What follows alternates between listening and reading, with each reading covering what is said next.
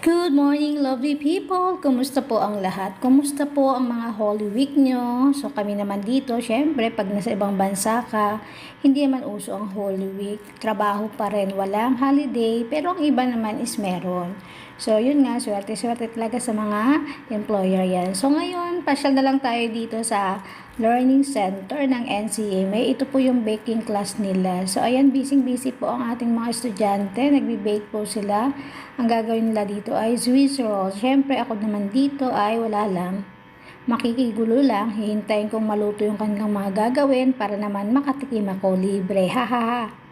So, yun lang, lovely people. Kung ikaw ay bago pa lang sa aking YouTube channel, please like, subscribe, at pakishare po ng ating, hindi po pala, paki-hit ng ating bell icon para naman ma-notify ka sa mga susunod pa nating videos. So, ayan, ang gagaling na ng ating mga baking class student dito. Sobrang nakaka-proud sa ating mga kabayan na OFW na dito sa learning center nila dinadala ang kanilang oras, ang kanilang off day. So talagang napaka-productive po nung kanilang off day. At nakakatuwa po kasi itong mga naka-uniform na chef na ito is mga first time lang po nilang gagawa. Ayan, may mga kanya-kanya po silang mga recipe, no, na copy na binigay ng kanilang teacher. So tingnan natin yung techniques ng kanilang mga kamay, paano ang pagkilos nila. Tingnan natin ang mga confident nila sa sarili. So, syempre nakakatuwa po kasi pagdating nila dyan sa atin, pag umuwi na sila, marami silang skills nang nalalaman. At ito naman ang kanilang teacher, yung naka-blue, dito sa side na to, medyo iba na po yung kanilang mga gagawin dito. Medyo ito po siya ay mga medyo mga marurunong na itong nandito. So, yung nandoon sa kabilang side, ang mga naka-uniform ng chef is mga first timer po yan sila. So, ngayon pa lang po yan sila magbe-bake na binigay lang ng teacher yung kanilang recipe na yan.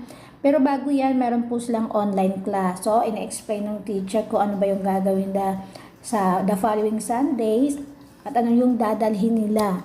So, kaya naman pagdating dito na sa learning center, ayan. So, at least, ibibigay na lang po ng teacher nila yung kopya ng recipe nila at bahala na po sila dyan sa mga step by step, paano nila gagawin niya. O, diba, nakakatuwa kasi nagkakaroon tayo ng confidence sa sarili natin. At ako naman dito, wala lang, pa-video-video lang sa kanila. Ang tagal naman kasi maluto. Nagugutom na ako, di pa ako kumakain dito. Hahaha, charot! So, ayan, ang ganda talaga nilang tingnan. So, doon sa ibang side, may mga upu-upuan po kasi yan dyan. So, kaninang umaga dyan, may mga nag-aaral naman dyan. Mga nursing student naman po sila. So, ayan. So, doon naman sa kabilang kwarto, sa pinakadulo pa, nandun po yung aking room, no, ng mga aking makeup class. So, syempre, nakawili ng aking mga estudyante at dito naman ako manggugulo sa sa side na ito. Ayan, medyo nakagawa na itong isang group na kanilang cake butter sa kanilang Swiss roll. So, partner-partner po yan sila. Dalawa-dalawa ang nila. So, ayan, nakakatuwa lang po na ikwento ko lang. Talagang very productive po yung Sundays nila at hindi naman talaga nasasayang sa kung wala lang. O, di ba?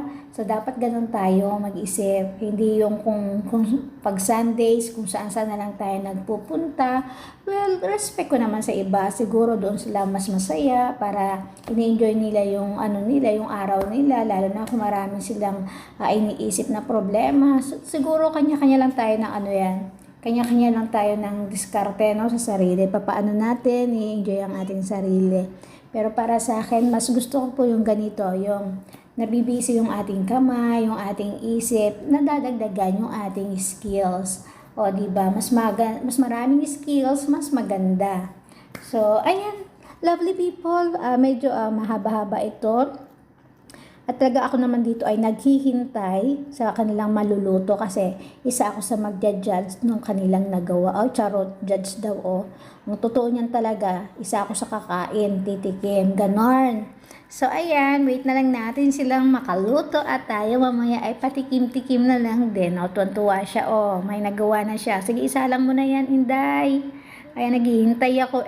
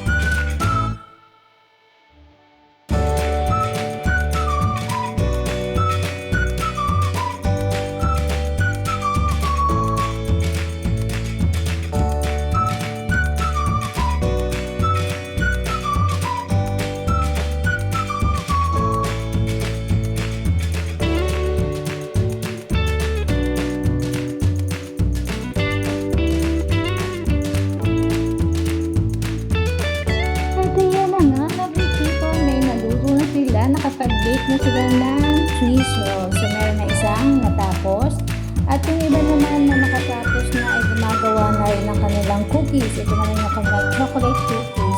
Suwarit po ay dalawang klase ng cookies ang kanilang gagawin dito. At doon naman sa side ng may teacher, ibang cake po yung kanilang gagawin. Actually, masarap din po yung kanilang gagawin na yun. So, ayan, excited na po ang mga estudyante natin. Maglalagay sila ng kanilang filling sa mga kanilang jam doon sa kanilang Swiss roll. So, iba-iba pong flavor ng kanilang filling dito. So, dito merong raspberry jam, dun sa iba naman may strawberry jam, merong pineapple jam. So, nakakatuwa kasi ang dami kong nakain. Ayan, wala munang diet kapag ganito talaga. Puro tikim-tikim tayo di ba? So, ito naman siya ngayon, nag-i-scoop na siya ng kanyang cookies. So, diba, pati cookies nila masarap din. Yung amoy pa lang habang ginagawa na ito, minimix nila is napaka bango ng aroma. So, ayan, hintayin natin i-roll nila yung kanilang cake at mamaya-maya lang tayo ay makakatikim na ng libre.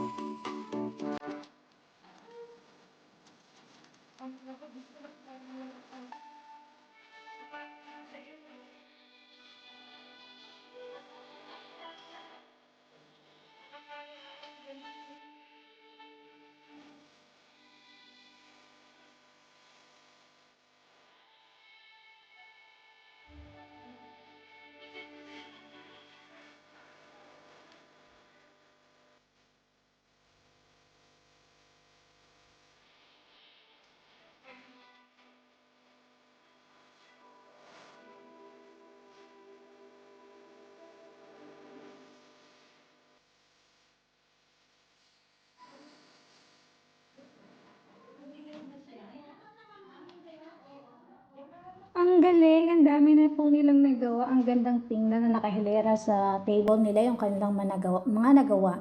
So ito na nga, nag-i-slice na yung ating isang estudyante ng kanyang Swiss roll. Ayan, makakatikim na tayo, lovely people.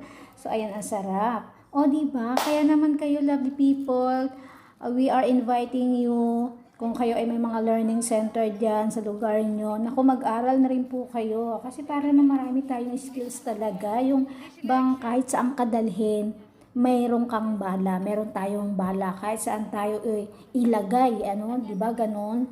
No, meron talaga tayong alam na gagawin. So, hindi tayo zero talaga. Yung bang kahit na ano pang mangyari, meron kang alam na negosyong yung pagkakakitaan, di ba? So, ayan, naghihiwa-hiwa na nga sila, ang tagal, natatakam na ako, ang sarap niyan. So, yung iba medyo naglilinis-linis na, iaalis na yung kalat, kasi hindi pa yan sila tapos dyan. May gagawin pa po yan sila, ang dami talaga nilang ginawa. Kaya naman ako dito, talaga namang wala, kailangan nating magkape. Masarap magkape pagka ganito. Kasi aircon po dito sa lugar na ito, yun pang isang kagandahan, no? Hindi ka pagpapawisan, no? Habang ikaw ay naghihintay na kakain ka lang. So, ayan, ang ganda ng kanilang pagkakagawa. Actually, ang sarap po. Ang ganda ng kanilang, yung texture ng cake is talagang, masarap, very fine, very soft, yung kanilang, So, first time pa lang po yan, pero grabe na, ha? Kung ako po yung mag-judge sa nila, is maganda po yung texture. Ang lang po sa kanila dito, ang is kulang doon sa feeling, nakulangan ako